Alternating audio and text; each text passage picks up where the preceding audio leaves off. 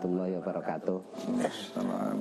Kami rombongan dari Tegal bersilaturahim ke Presiden Tari Sufi, yaitu Ki Haji Budi Harjono, ingin berbincang-bincang tentang Tari Sufi. Kenapa bisa sampai masuk ke bangsa kita, telatah Indonesia? Monggo kula aturi saged menjelaskan. Aduh Kang Gus, Tari Sufi secara historis ya, itu masuk ke Indonesia diusung oleh Thariqah Naqsabandi Haqqani, yang dulu kesini itu Syekh Nazim, kemudian berikutnya diteruskan oleh Syekh Hisham Kabbani, yang orangnya pakai turban seperti ini, dan ini memang turban khas dari Syekh Kabbani, yang dihadiahkan oleh Syekh Mustafa Mas'ud. Dari perkenalan ini Thariqah Naqsabandi Haqqani, saya menemukan kesejarahan itu ya. Jadi saya bisa Tari Sufi dari Kang Aat yang orang Naqsabandi Haqqani ya. Dari situ saya melihat dinamika Tari Sufi sudah berkembang di Jakarta, di mana-mana, tapi yang mengembangkan dari jamaah Thariqah Naqsabandi Haqqani ya. Dan Syekh Hisham dengan Syekh Nazim ini kalau diurutkan dengan Tari Sufi, atau bahasa orang barat Whirling Dervish, atau bahasa lainnya Tari Sufi itu Tari Sema. Kenapa disebut Sema? Ini mengambil dari bab di dalam kitab Ihya Ulumuddin di bab Sima. Jadi Tari Sufi itu bergerak dari jasad ke roh, sementara kalau musik itu bergerak dari benda ke suara. Pertemuan antara suara dengan roh ini mengalir satu kesatuan, jadilah disebut Sima. Maka Tari Sufi disebut Tari Sema. Ya. Namun di balik kesejarahan ini, di negeri kita itu ada filosofi yang namanya hidup itu nyokro manggilingan. Artinya apa itu? Seperti roda berputar. Wujud simboliknya bulat, seperti roda itu.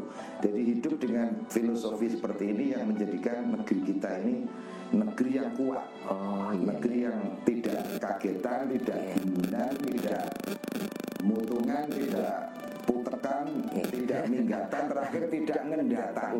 Nah, itu yang bahaya itu. Iya, kuat, tahan banting. Kenapa? Memahami bahwa kalau toh ini musim COVID-19 nanti kan ya hilang. Kalau sedang berduka nanti ada suka. Kalau ada yang hitam nanti pun akan memutih. Itu nyokro. Lalu didendangkan oleh sapi gunung, panas udan, udan panas. Aling-aling apa? Caping gunung, udan panas udan itu siklus alam. Di dalam jiwa ada siklus suka duka. Nah, terus kaitannya dengan Nusantara ini ternyata dulu ada seorang kiai di daerah Nganjuk, ketika dia khataman Ihya Ulumuddin, santrinya disuruh tetabuhan meja belajarnya. Lah sementara kiainya menari sufi, memutar ke kiri, dan disaksikan dalam hafalah. Saking gembira dalam khataman itu, ini yang belum ketemu. Saya cari makomnya di mana dan pesantrennya mana, belum ketemu. Kemudian berikut ada namanya Mbah Lem. Klaten yang Pancasila Sakti. Iya, Pancasila Sakti, dan yang melahirkan jargon NKRI harga mati. Dan itu saya tahu dari santrinya kesini mengundang ngaji, dia bercerita, saya juga dididik oleh Mbah Lim seperti Pak Yai Budi melatih Tari Sufi. Bagaimana Mbah Lim memerintahmu? Saya saat itu begitu ketemu, kamu muter ke kiri, mengiwo, sing banter, sing suwe gitu, sing suwe. Ya. Dan dia sambil jerit-jerit, ini Nusantara, ini Indonesia. Nah, saya tanya, bisa kuat berapa menit? Kok menit ya? Saya bisa 2 jam. Ajib. Dan ini yang akan saya kasih baju tenor namanya, untuk supaya connect antara santri Mbah Lim yang bisa dengan tari sufi. Artinya saya menerangkan 2 sisi antara kedatangan ke Indonesia dengan background latar belakang kultural. Kita bisa mendamaikan ajaran ini yang datang, ini yang sudah ada, dipertemukan gitu, dalam pelaminan peradaban. Itu Gus. Artinya Kali Joko bilang lerilir tanduri musemilir tak jolo-jolo tak senggoh temanten anyar. Temanten anyar itu perjodohan peradaban di mana terkesan tari sufi dari Timur Tengah, tapi negeri kita punya wisdom kearifan lokal namanya nyokro manggilingan. Berjodohlah di sini untuk menghiasi peradaban di Indonesia. Itu. Dan di Indonesia ada berapa kan? Ada 3.500 penari sufi dan itu rata-rata anak muda. Masya Allah, banyak. Itu sekilas pandang. 3.500 yang dominannya anak muda. Iya, anak muda se-Indonesia. Memang perlu ya anak muda sekarang untuk bisa berkreasi, kemudian seperti halnya tari sufisme itu memang perlu. Kemudian malah benar ya, kok mungkin ini banyak anak muda yang bertanya-tanya, kenapa kok sampai muternya kok kiri, kok nggak kanan, kok lawan arah jarum jam ya? Iya. Ke kiri kok muternya, kok nggak ke kanan? Berlawanan. Berlawanan dengan arah jarum jam. Berlawanan dengan arah jarum jam. Ke kanan. Ini ke kiri. Iya. Kenapa kok muternya ke kiri? Ini ada sebenarnya ya. Secara mu'an atau secara sanad, tari sufi itu kan dari Sayyidina Abu Bakar As-Siddiq ketika Nabi mau katakanlah pamit ya, karena ayat terakhir turun al-yawma akmaltu lakum dinakum wa atmamtu alaikum nikmati wa raditu lakum muslimin. Sahabat sedih, ini sudah selesai. Nah, di tengah kesedihan itu lalu Nabi ngeyem lah pada sahabat, jangan bersedihlah, yusyarul mar'u ma'aman ahabba. Besok kita akan ketemu lagi. Pecinta akan dipertemukan dengan yang dicinta. Dari situ ada luapan gembira para sahabat, dan ditulis dalam teks hadis tidak ada luapan gembira sebagaimana saat Nabi menyatakan yusyarul mar'u ma'aman. Lalu di antara sahabat seperti itu, Sayyidina Abu Bakar berdiri. Begitu berdiri dia muter sampai jubahnya terjuntai. Maka seringkali penari sufi sama pakai jubah yang itu menggambarkan seperti Sayyidina Abu Bakar muter ke kiri. Kenapa ke kiri? Lah ini rahasia bahwa tawaf itu juga muternya ke kiri. Dan alam semesta Gus Azam itu juga ke kiri. Jadi kalau tari sufi ke kiri satu sisi memang berdasar atas sanad Sayyidina Abu Bakar ke kiri. Yang kedua selaras dengan putaran rotasi bumi alam semesta ke kiri. Jadi kalau saya menggambarkan tari sufi ini masuk ke rotasi alam ke kiri. Dan inilah Syekh Maulana Jalaluddin Rumi menyatakan salah satu sunnah takririyah yang belum banyak dilakukan umat Islam adalah muyernya Sayyidina Abu Bakar. Kenapa disebut sunnah takririyah? Kanjeng Nabi melakukan juga enggak, perintah juga enggak, tapi melihat sahabat Abu Bakar. Nah, ini disebut sunnah takririyah. Sebagaimana juga hadroh, Nabi tidak melakukan, tidak perintah, tapi sering melihat. Sahabatnya berdendang dan bermusik. Ya gitu ceritanya. Kenapa kok ke kiri? Ya, ada dua sudut pandang. Satu memang berdasar atas sanad peristiwa Sayyidina Abu Bakar. Yang kedua memang selaras dengan putaran semesta. Maka Mekah yang tawaf ke kiri itu sebenarnya miniatur rotasi dari semesta. Nah, gitu. Kiranya cukup. Iya, cukup menarik dan juga cukup ada korelasi. Ada hubungan antara yang tekstual secara agama dengan semesta. Kok identik dengan Jalaluddin Arumi kayak kalau itu tari sufi. Nanti kalau tari sufi itu apa ya? Dalam ketariannya, kesufiasmenya itu ke Jalaluddin Arumi. Iya, karena Jalaluddin Arumi ini orang yang melahirkan pertama kali atas sandaran sanad Sayyidina Abu Bakar As-Siddiq. Dan itu atas entah perintah atau entah apa dari gurunya Syekh Syamsuddin Tabriz itu. Kapan dia memutar seperti itu? Menangisi perpisahan guru dengan murid. Gitu. Jadi Syekh Syamsuddin itu orang yang dipandang guru oleh Syekh Jalaluddin Rumi.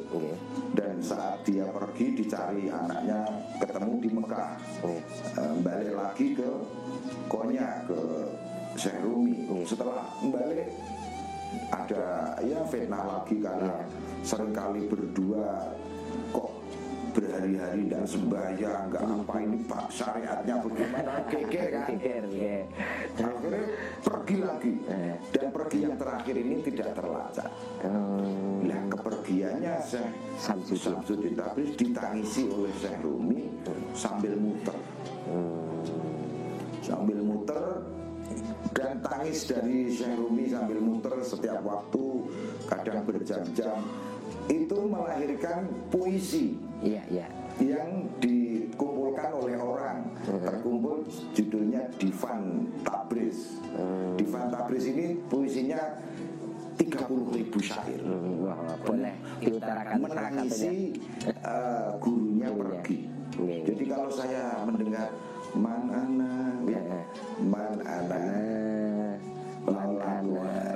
laulaku, itu soal kasarnya bagaimana diriku tanpa dirimu, tanpa cintamu wahai guru. Itu saya teringat bener Syekh Rumi ditinggal sama Syekh Syamsuddin.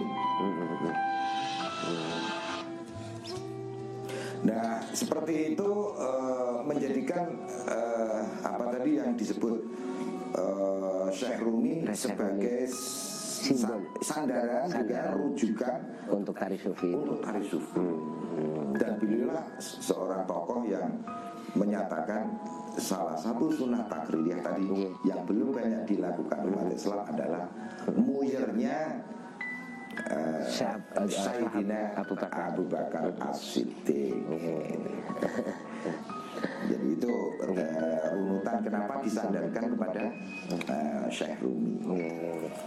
Oh, tadi yang kau bilang apa isinya ya? Iya, salah satu isi puisi.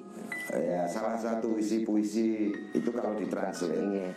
Kalau ditranslate itu seperti dia memposisikan seruling. Untuk itu tari sufi lebih ngeh itu ketika musiknya seruling. Iya. Kenapa harus seruling? Di situ dilukiskan dalam pembukaan Divan Tabriz tadi, setiap diri kita itu bagai seruling. Ya, seruling itu ketika belum menjadi seruling kan berada di rumpun, dipotong, terus dijemur, dilubangi. Kan ibarat orang di tempat itu protes. Kenapa aku enak di sini kok kau potong? Kenapa aku kau lukai, lubangi? Yang memotong bilang ini bukan menyiksamu, bukan membuat kau menderita.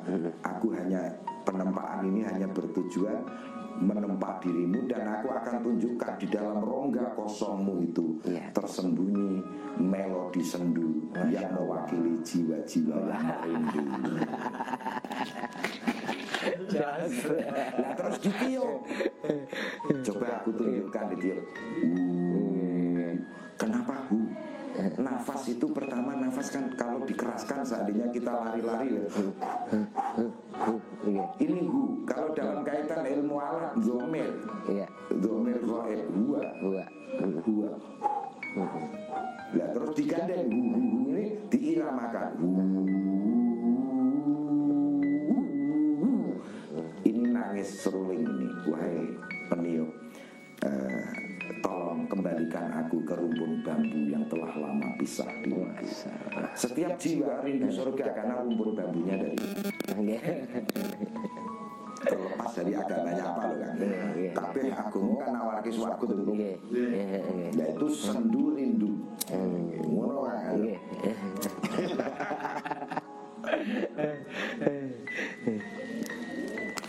Gitu.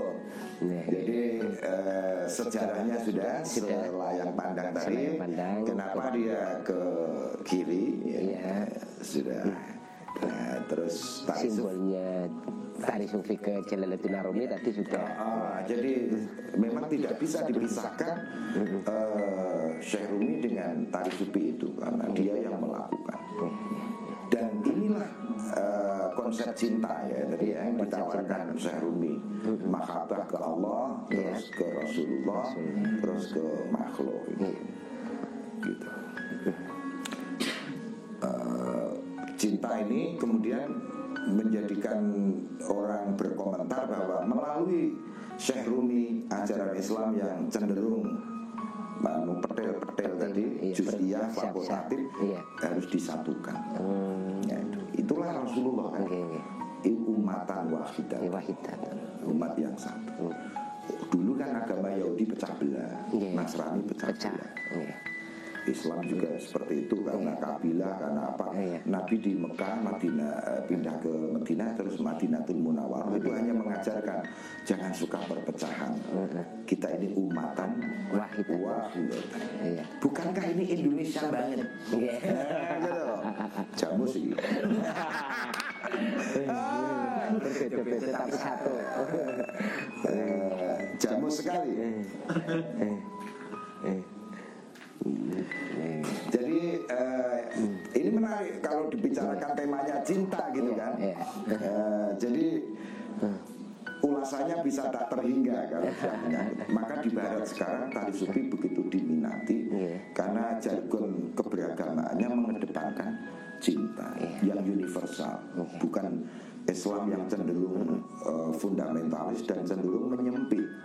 Dan ini akan bertolak belakang dengan konsep rahmatan lil alamin dari Islam itu. Gitu kan.